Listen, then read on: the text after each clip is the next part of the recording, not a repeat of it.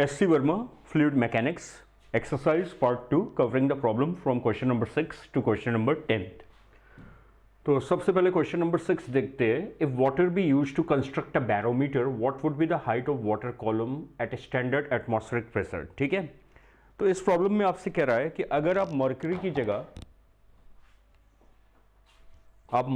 जगह बैरोमीटर में वाटर का यूज करते हैं तो वाटर कॉलम की हाइट कितनी होगी. तो ये आपका बैरोमीटर हो गया, ठीक, और मान लीजिए ये बाहर आपका लिक्विड कॉलम है और ये लिक्विड कॉलम अंदर है. ठीक है, अब यहाँ पे आपका एटमॉस्फेरिक प्रेशर है P0 और ये लिक्विड की हाइट मान लेते हैं कितनी, h.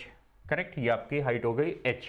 ठीक है, अब आप यहाँ पे देखो, वी नो कि इस पॉइंट पे सेम हॉरिजॉन्टल लेवल पे स्टैटिक फ्लूइड के प्रेशर सेम होगा. तो जो 1 पे प्रेशर होता है वही 2 पे होता है. तो pressure at 1 must be equal to pressure at 2.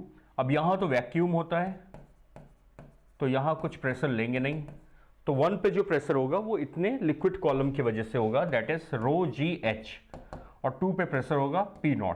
ठीक, तो ये आपका फंडामेंटल होता है बैरोमीटर का. वी नो कि जो हाइट होती है वो डेंसिटी पे डिपेंड करती है कि आप कितनी डेंसिटी ले रहे हो. ठीक है, तो मर्करी के केस में ये आती है, फॉर मर्करी ये आपकी हाइट,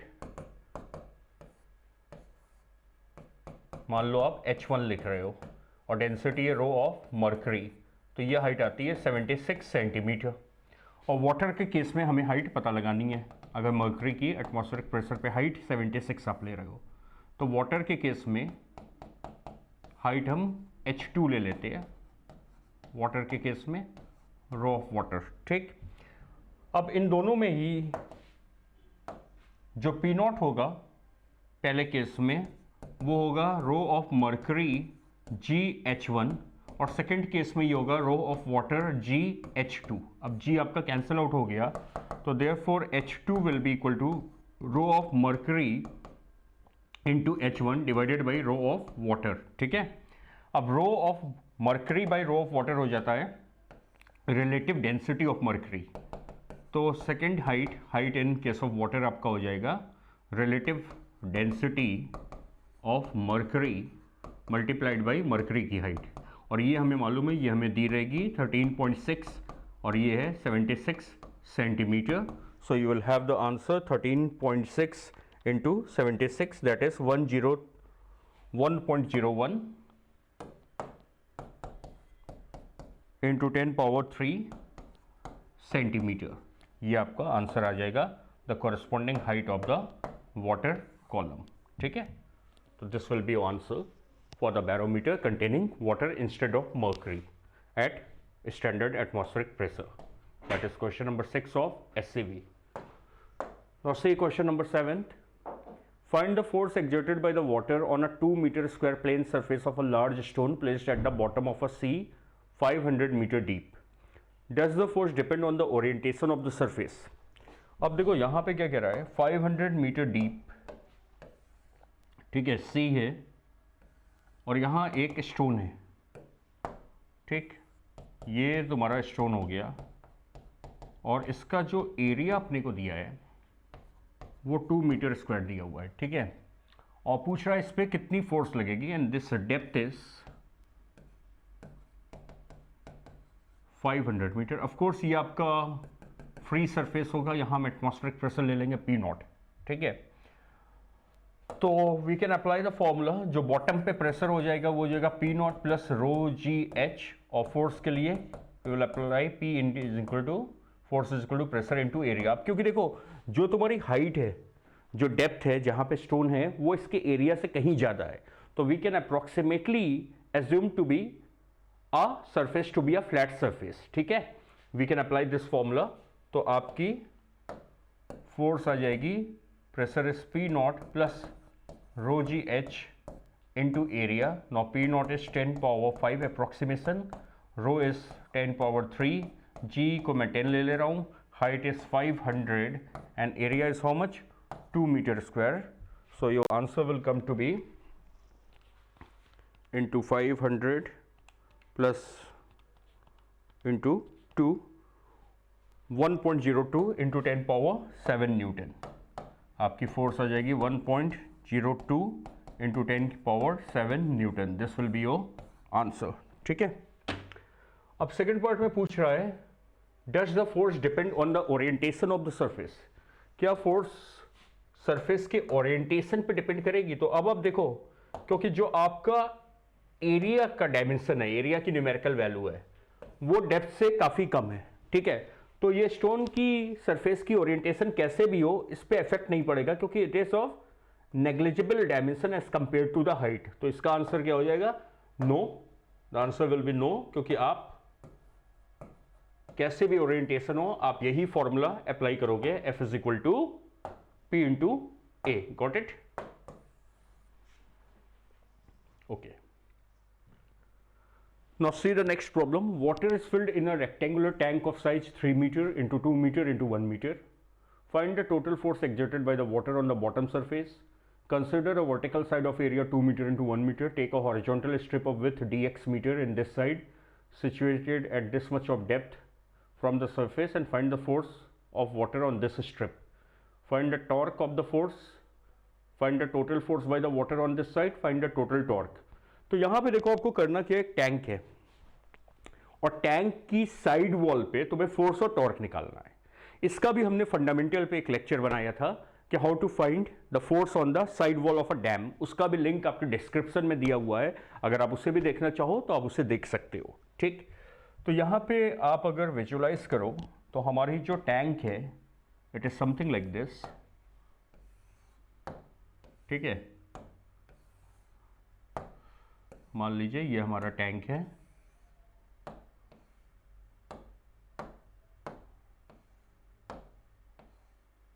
ठीक,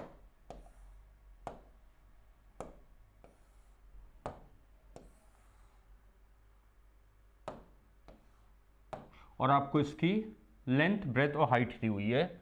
तो आपको दिया हुआ है जो डायमेंशंस है वो दिए 3 मीटर, 2 मीटर और 1 मीटर। ठीक, 3 मीटर, 2 मीटर और 1 मीटर। ठीक,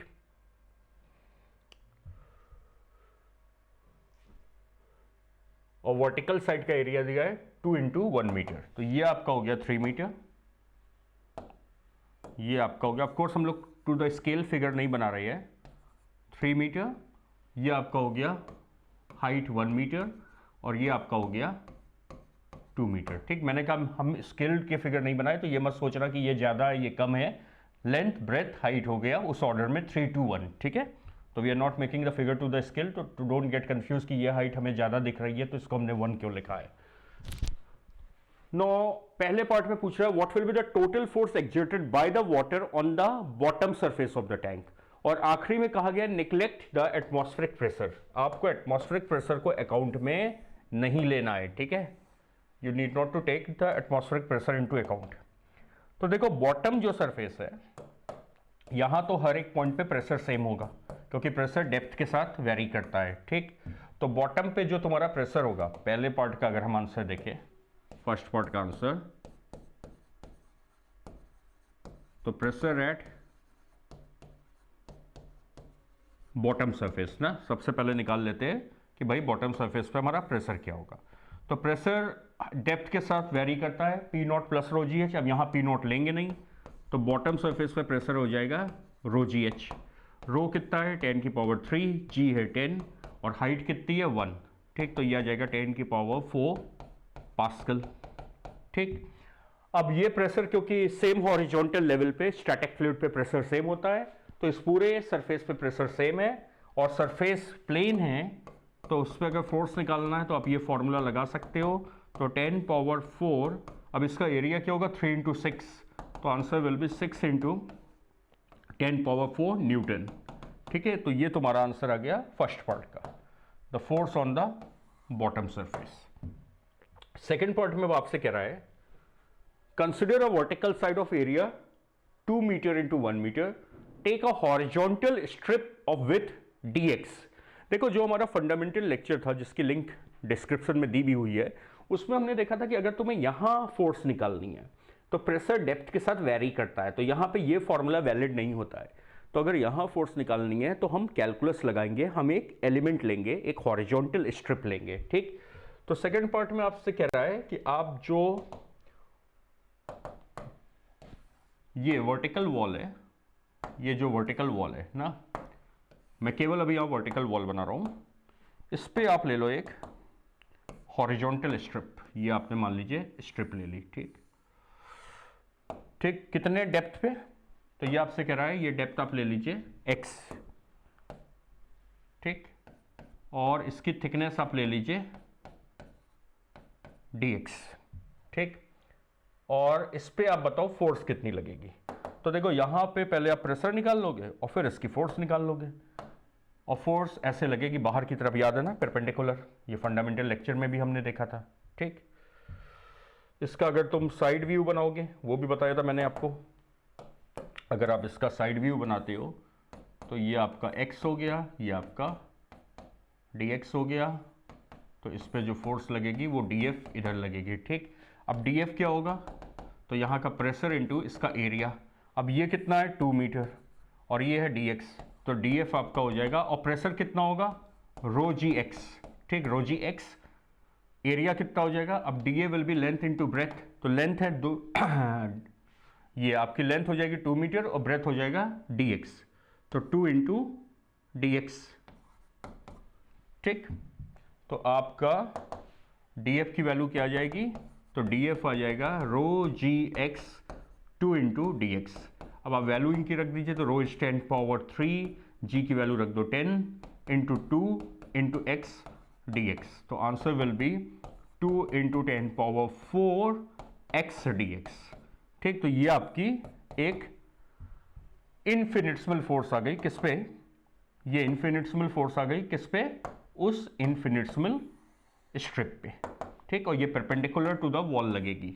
ये आपका सेकंड पार्ट का आंसर हो गया, बी पार्ट का। थर्ड पार्ट में कह रहा है कि find the torque of this force about the bottom edge of the side. अब ये जो बॉटम एज है, यानी ये जो पॉइंट O है, इसके अबाउट आपको इसका टॉर्क निकालना है, ठीक। ये बॉटम एज है, तो इसके अबाउट आपको टॉर्क निकालना है, ठीक। दिस इज योर पार्ट सी।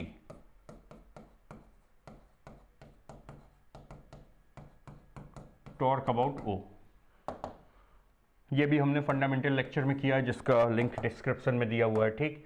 तो इसके लिए आप O से इसका मूवमेंट टर्म ले लो, तो ये अगर x है तो ये, और ये पूरा 1 था, याद है, तो ये हो जाएगा 1 माइनस एक्स। तो जो आपका इनफिनिटेसिमल टॉर्क आएगा डी टाउ, वो क्या हो जाएगा? df into 1 minus x. तो डी टाउ की वैल्यू आ जाएगी, df कितना है? 2 इंटू 10 पावर 4 एक्स, ठीक, इंटू 1 माइनस एक्स, साथ में dx। तो ये आपकी डी टाउ की वैल्यू आ गई। This is the torque because of this force on that particular strip. चलिए नेक्स्ट पार्ट देखते हैं। Find the total force by the water on this side. अब आपसे पूछ रहा है टोटल फोर्स कितनी होगी। तो देखो तुमने एक स्ट्रिप पे फोर्स निकाल ली ना, अब अगर आपको टोटल फोर्स निकालना है तो आप इंटीग्रेट कर दो, और as I told you in the fundamental, vector का इंटीग्रल डिफरेंट एक्सेस पे होता है, बट इस वॉल के केस में हर डीएफ का डायरेक्शन सेम होगा, तो ये 1D केस हो जाएगा। तो इस केस में आप वेक्टर साइन हटा सकते हो, सिंपली आप इंटीग्रेट कर दोगे, तो this will B integral of 2 into 10 power 4 X D x. अब x की लिमिट आप लगा दीजिए, तो x will begin with the value of 0 wall के ऊपर से, और आखिरी में जब आप नीचे आओगे तो टोटल डेप्थ 1 की कवर करोगे, तो it is 2 into 10 power 4 X D x will be x square by 2, and this is 0 to 1, 1 का square will be 1 minus 0 will be 0, and answer will be 2 will get cancelled away, 10 power 4 Newton. ये आपका answer आ जाएगा, ठीक। फिर आपसे next part में क्या पूछ रहा है? नेक्स्ट पार्ट में पूछ रहा है find the total torque bye the water on the side about the. अब टोटल इसी तरीके से टॉर्क पूछ रहा है, जैसे अभी तुमने टोटल फोर्स निकाला, वैसे ही जो नेक्स्ट ई पार्ट है उसमें टॉर्क पूछ रहा है। तो इसके लिए क्या कर दो आप, डी टाउ को आप इंटीग्रेट कर दीजिए, तो टॉर्क आ जाएगा 2 into 10 power 4 x 1 minus x D x. X की लिमिट लगा दीजिए 0 से 1, तो ये हो जाएगा आपका 2 into 10 power 4, it will be x minus x square dx from 0 to 1. या मैं ये बना दूं कि ये डिफरेंट सेगमेंट है. So I will get 2 into 10 power 4 will be outside the integral. x का इंटीग्रल हो जाएगा x square by 2 minus x cube by 3. ठीक. Now put the limit from 0 to 1. So we'll get 2 into 10 power 4, 1 by 2 minus 1 by 3, and of course initial limit 0 will make it completely 0. So 3 minus 2 will be 1 by 6. So we'll get 2 into 10 power 4 by 6, that is 1 by 3 into 10 power 4 newton metre. ये आपका net torque आ गया पूरे wall पे point ओ के about. तो this is how we did all the parts of this problem. Okay.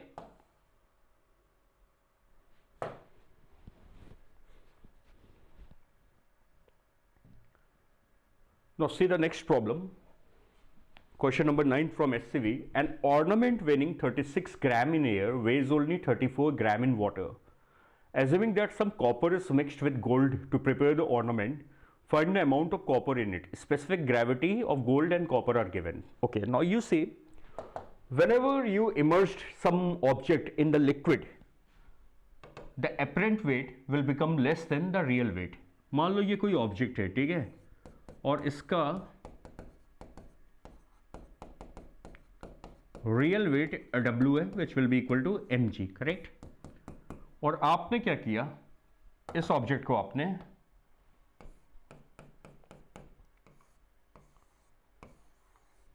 किसी liquid में fully immerse कर दिया. ठीक.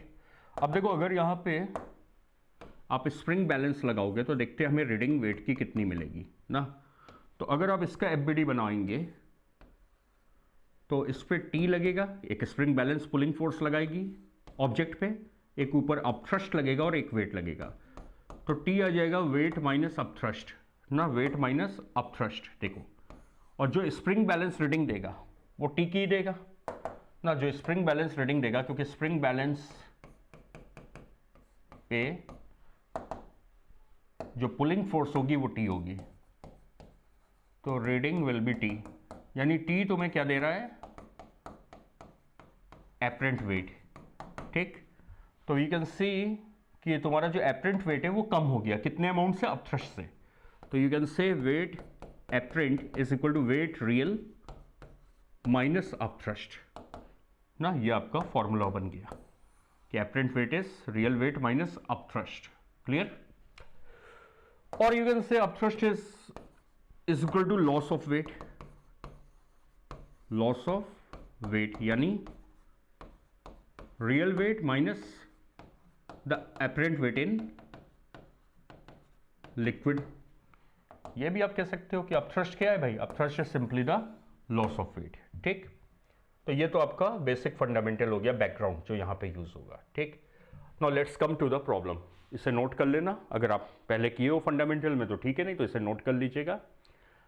अब देखो, ऑर्नामेंट का यहाँ पे एक प्रॉब्लम पे ध्यान देना. एक्चुअली इन्होंने दिया मास है, ग्राम की यूनिट दी है, तो ये है मास, बट उसको ये नाम दे रहे वेट. तो हम लोग इसको वेट के लिए ग्राम को आप ग्राम फोर्स में लिख लेना. ठीक. तो एक ऑर्नामेंट है जो एयर में वे कर रहा है 36 ग्राम और वाटर में वे कर रहा है 34 ग्राम. ठीक. तो मैंने कहा बेसिकली ये जो है ये तुम्हें दिया क्या है, वेट दिया है और यूनिट दी है मास की. तो मैं इसको ग्राम फोर्स में लिख लेता हूं. तो वेट इन एयर जो इसका रियल वेट होगा वो कितना दिया है, 36 gram force. You know gram force is the gravitational unit of weight. और वेट इन वाटर यानी ये इसका एपरेंट वेट होगा. ये कितना दिया है, 34 ग्राम फोर्स. तो देयरफॉर जो अपथ्रस्ट होगा वो होगा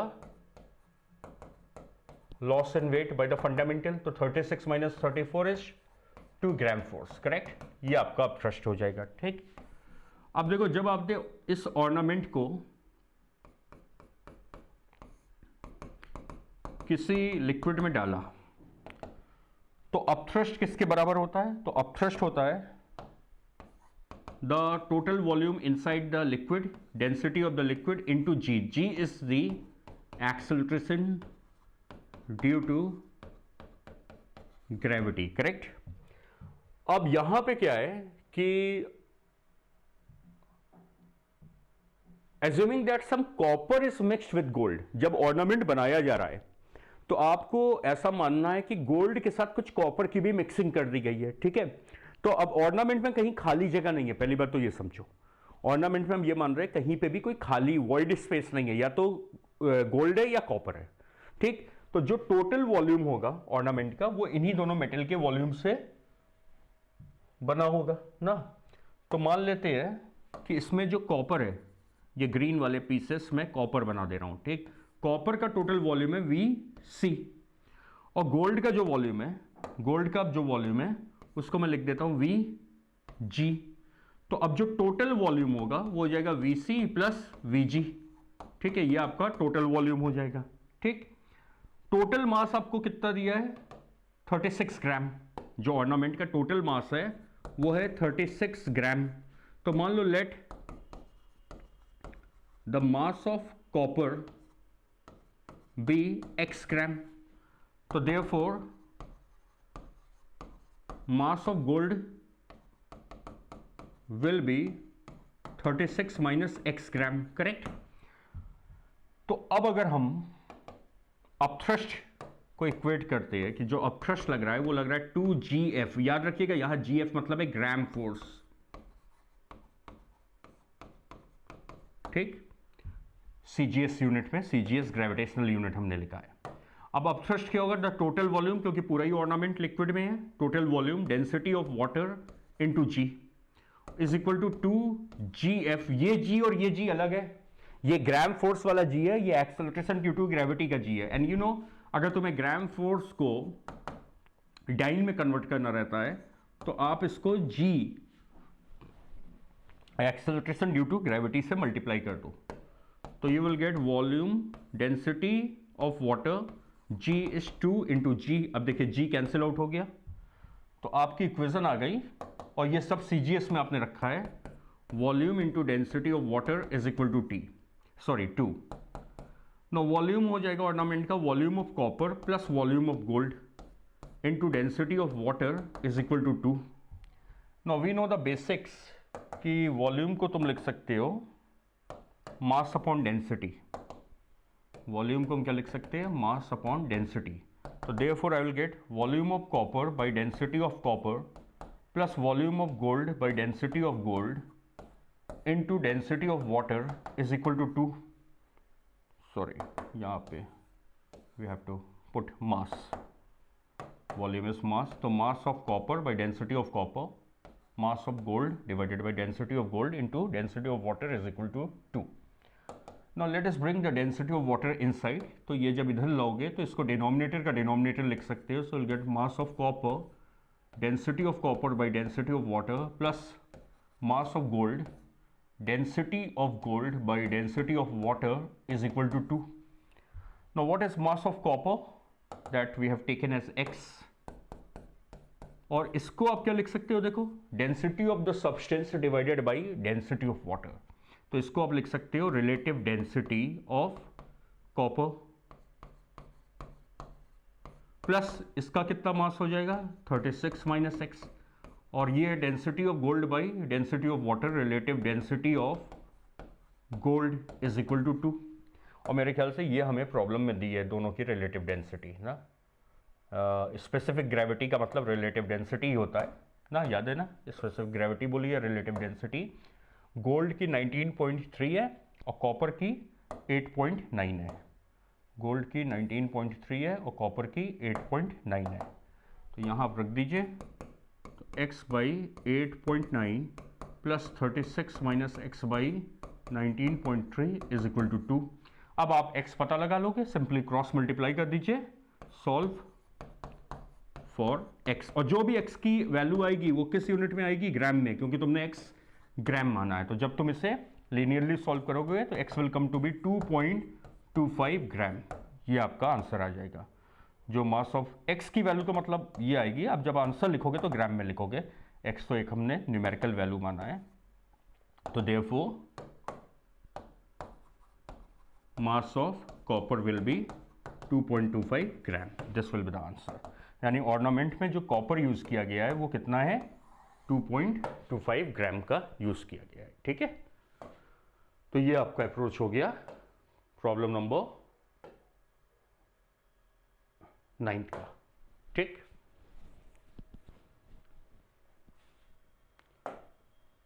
now let's see problem number 10. Refer to the previous problem. Suppose the goldsmith argues that he has not mixed copper or any other material with the gold. Rather, some cavities might have been left inside the ornament. Calculate the volume of the cavities left that will allow the weights given in that problem.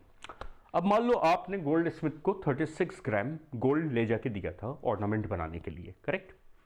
और जब उसने ornament बना दिया तुम उसे घर लाए और तुमने उसे पानी में डाल दिया और तुमने अपथ्रस्ट देखा 2GF आ रहा था, 2 ग्राम फोर्स। तो तुमने एक एजम्पशन ले लिया, तुम प्रिजुडिस हो गए कि भाई गोल्ड स्मिथ ने चिटिंग की है और उसने कुछ कॉपर मिला दिया है। अब for whatever reason you have assumed कि कॉपर ही मिलाया है, ये तुम्हारा कोई लॉजिक होगा। तो जो प्रीवियस प्रॉब्लम थी वो इस एजम्पशन पे बेस्ड थी कि तुमने ऐसा एज्यूम कर लिया कि गोल्ड स्मिथ ने मेरा 36 ग्राम गोल्ड नहीं यूज़ किया, उसमें उसने कुछ कॉपर मिला दिया। ठीक, और तुमने कैलकुलेशन किया क्योंकि अपथ्रस्ट तुम्हें मिल गया था पानी में, तो तुमने कहा कि अपथ्रस्ट है 2GF, उससे तुम्हारा कैलकुलेशन निकल के आया कि 2.25 ग्राम कॉपर मिलाया गया है। अब तुम उस ऑर्नामेंट को लेके गोल्ड स्मिथ के पास जाते हो और अपनी कैलकुलेशंस दिखाते हो और तुम उससे कहते हो कि भाई मेरे साथ तो चीटिंग तुमने किया, मैंने तुम्हें 36 ग्राम गोल्ड दिया था और तुमने इसमें 2.25 ग्राम कॉपर मिला दिया है। तो वो तुमसे पूछेगा कि भाई अब ये किस लॉजिक पे कर रहे हो, तो तुमने दिखाया अपथ्रस्ट, एपरेंट वेट का लॉजिक और कैलकुलेशन दिखाई। तो गोल्ड स्मिथ ने तुम्हें बोला कि भाई ऐसा कुछ नहीं है, मैंने आपका पूरा 36 ग्राम गोल्ड ही यूज़ किया है, मैं आपको जो दिया हूँ ऑर्नामेंट उसमें 36 ग्राम गोल्ड का ही यूज़ हुआ है। हाँ, हो सकता है कहीं थोड़ी बहुत कैविटीज रह गई हो, खाली जगह रह गई हो। ठीक है, गोल्ड स्मिथ का ये लॉजिक था, वो अपने को डिफेंड करता है कि उसने चीट नहीं किया है। तो अब मान लो तुम्हें ये पता लगाना है कि अगर गोल्ड स्मिथ सही बोल रहा है, अब कैविटीज बाहर से तो दिखेंगी नहीं, ऑर्नामेंट बना है अगर उनके अंदर है, जैसे ये 3D ऑब्जेक्ट है ना, अब इसके अंदर अगर ये कैविटी है, खाली जगह है, तो ये हमें बाहर से तो दिखेंगी नहीं। तो गोल्ड स्मिथ कहता है कि भाई कुछ कैविटी रह गई होंगी। तो अब मान लो तुम्हें ये कैलकुलेशन करना है कि अगर उसकी माने कि कैविटीज रह गई हैं तो उन कैविटी का वॉल्यूम कितना होगा। ठीक, तो फिर से हम वैसे ही करेंगे, हमारी प्रॉब्लम बेस प्रॉब्लम वही है 9th वाली। तो अपथ्रस्ट की वैल्यू कितनी आई थी, 2 ग्राम फोर्स। ठीक, और अपथ्रस्ट कितना होगा, total volume density of the liquid into g. ठीक है, अब तुम्हारा गोल्ड के अलावा कोई मेटल नहीं है ऑर्नामेंट में ना, केवल गोल्ड है ऑर्नामेंट में, केवल गोल्ड है। हाँ, कुछ क्या रह गई, कुछ कैविटीज रह गई हैं। तो टोटल कैविटी का वॉल्यूम हम ले लेते हैं VC या CV लिख देते हैं, क्योंकि कॉपर में हम VC लिखे थे, और गोल्ड का वॉल्यूम ले लेते हैं VG। ठीक, तो अब क्योंकि यही दोनों से बना है ऑर्नामेंट, तो टोटल वॉल्यूम हो जाएगा volume of cavity plus volume of gold. अब अपथ्रस्ट की जगह ये आप रख दो, तो volume of cavity plus volume of gold into density of water, liquid हमारे केस में वाटर है, इनटू जी। अगेन इस ग्राम फोर्स को डाइन में कन्वर्ट करना है, तो जी दी एक्सेलरेशन ड्यू टू ग्रेविटी से मल्टीप्लाई कर दीजिए, तो आपका जी कैंसिल आउट हो जाएगा। तो वॉल्यूम ऑफ कैविटी, अब वॉल्यूम क्या लिखते हैं, mass of the gold divided by density of gold into density of water is equal to 2। आप इस डेंसिटी ऑफ वाटर को अंदर ले आइए, तो will get volume of the cavity multiplied by density of water plus, यहाँ numerator को denominator का डिनोमिनेटर रख दो क्योंकि हमें स्पेसिफिक ग्रेविटी दी है, mass of gold density of gold by density of water is equal to 2। ठीक, अच्छा अब इसको आप लिख सकते हो volume of cavity into density of water plus mass of gold divided by relative density या specific gravity of gold is equal to 2। ठीक, और हमें स्पेसिफिक ग्रेविटी कितनी दी थी प्रीवियस प्रॉब्लम में, हम देख लें, स्पेसिफिक ग्रेविटी गोल्ड की थी 19.3। तो ये आपको 19.3 दी है, ये रखोगे आप 19.3, कोई यूनिट होती नहीं है इसकी। और ये आप कितना रखोगे, क्योंकि अब इस मॉडल में तुम मान रहे हो पूरा ऑर्नामेंट गोल्ड का ही बना है, तो ये रख दोगे 36 ग्राम। ये हम CGS यूनिट में रख रहे हैं, तो ये भी CGS में रखेंगे। तो वॉल्यूम ऑफ कैविटी और पानी की डेंसिटी क्या होती है, 1 ग्राम पर centimetre plus 36 divided by 19.3 is equal to 2। ठीक है, now you can solve for volume of cavity, और ये आंसर आपका आएगा सॉल्व करने पर, जब आप कैलकुलेट करोगे will get volume of cavity will be 0.112 centimetre cube. This will be your answer, ये आपका आंसर आ जाएगा। तो अगर अब देखो यहाँ पे दो तुम्हारे वर्जन बन सकती है। अगर तुमने एज्यूम किया कि गोल्ड स्मिथ ने चिटिंग की है, 36 ग्राम में गोल्ड में कुछ गोल्ड हटा लिया और कॉपर मिला दिया, तो प्रॉब्लम नंबर 9 तुम्हें बता रही है कि 2.25 ग्राम कॉपर वो मिला दिया, उतना गोल्ड हटा दिया। अगर गोल्ड स्मिथ की बात मानी जाए कि नहीं, उसने पूरा 36 ग्राम गोल्ड का यूज किया है, कुछ कैविटी रह गई है, तो भी पॉसिबिलिटी है कि 0.112 सेंटीमीटर क्यूब की कैविटी ऑर्नामेंट में रह गई हो। Got it? तो that was your problem number 10th of SCB।